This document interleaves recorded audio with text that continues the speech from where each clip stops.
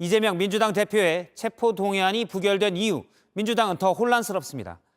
무더기 이탈표가 나온 뒤 친명계는 더 강경해졌고 추가로 체포동의안이 오면 당론으로 강제해야 된다는 주장까지 나옵니다. 비명계도 이제는 이재명 대표가 사퇴해야 한다고 했습니다. 다음에 체포동의안이 오면 가결될 수 있다는 얘기도 합니다. 체포동의안 부결 이후 더 나뉘어진 민주당. 먼저 최규진 기자입니다. 당 원내 지도부는 공개석상에선 신중한 모습을 보였습니다. 표결 결과가 주는 의미를 당 지도부와 함께 깊이 살피겠습니다. 이번 일을 계기로 당의 단일한 대우를 위해 더 최선을 다하겠습니다. 하지만 회의가 비공개로 전환된 뒤 너무한 결과가 아니냐는 등 비명계를 성토하는 목소리가 쏟아졌습니다. 특히 일부 참석자는 추가로 체포동의안이 넘어올 경우를 대비해 대책을 마련해야 한다고 요구했습니다. 비명계의 이탈을 막기 위해 당론으로 부결을 강제하자는 겁니다. 공개적인 성토도 이어졌습니다. 이 대표와 가까운 김남국 의원은 당대표를 실력 행사로 끌어내리겠다는 선언이라며 조직적으로 가결표를 모으는 과정이 떳떳하고 당당하지 못했다고 비판했습니다. 하지만 비명계에선 다음 체포동의안은 가결될 것이라며 이 대표를 압박하는 목소리가 커졌습니다.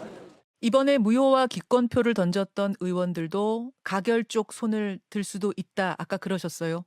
그럴 수 있죠. 그럴 가능성이 높습니다.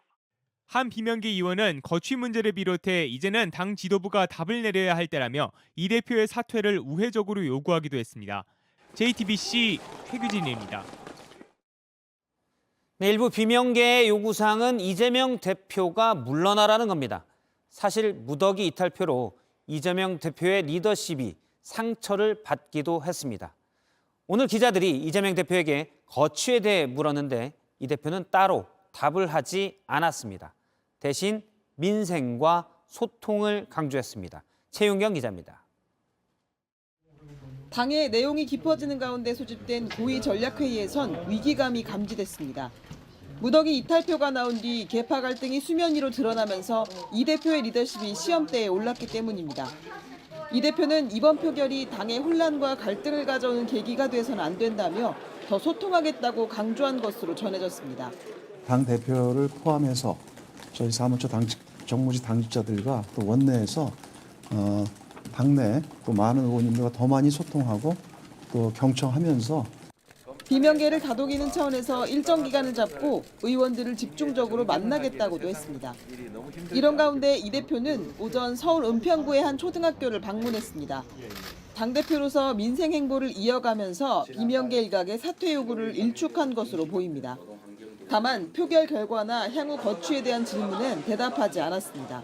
가결 투표하신 분들 색출하고 있는데 그거에 대해서는 자제 요청하실 건가요?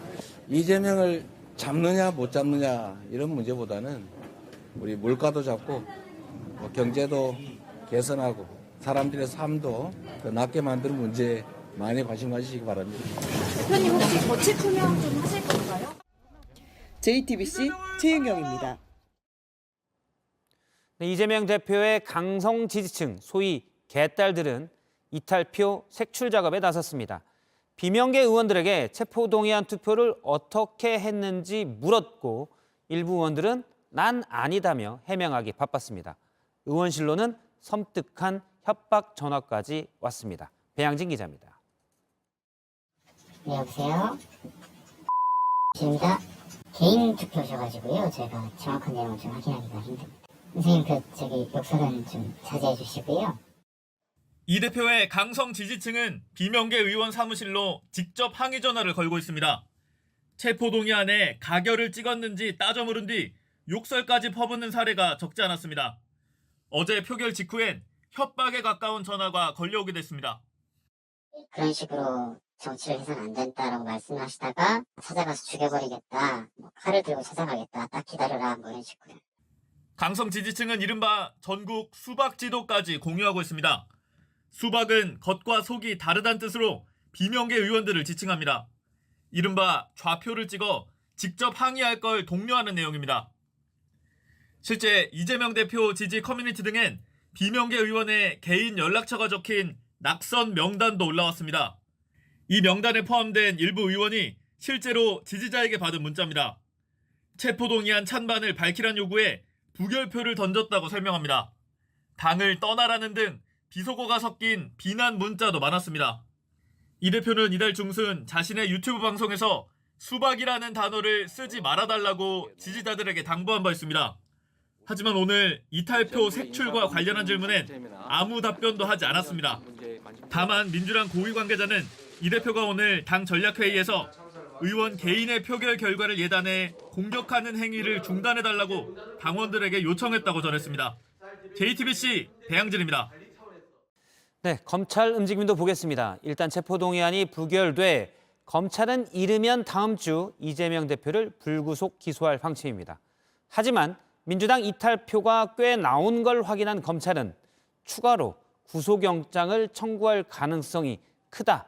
이런 분석도 나옵니다. 연지환 기자입니다. 검찰은 대장동 지분 428억 원을 약속받았다는 의혹에 이재명 대표가 개입했는지에 막바지 수사력을 모으고 있습니다. 핵심 단서는 김만배 씨의 육성 파일입니다. 내 지분이 원래는 25%인데 여기가 가지고 1.49%의 반이야. 네, 그죠? 49%의 반. 24.5. 최종 4위까지 김현수 세금 내고. 김 씨가 언급한 사람들이 정진상 전 실장과 김용전 부원장 등 이 대표의 최측근이라는 게 검찰의 판단입니다.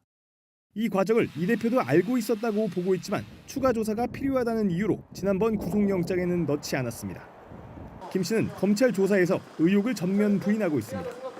검찰은 지분 약속을 이 대표의 혐의에 추가할지 확정한 뒤에 이르면 다음 주 불구속 상태로 재판에 넘길 방침입니다. 하지만 국회의 표결 결과로 검찰이 구속영장을 다시 청구하는데 힘이 실렸다는 해석도 나옵니다. 체포동의안이 부결되긴 했지만 반대보다 찬성표가 더 많았다는 점에서 정치적 부담을 덜었다는 겁니다.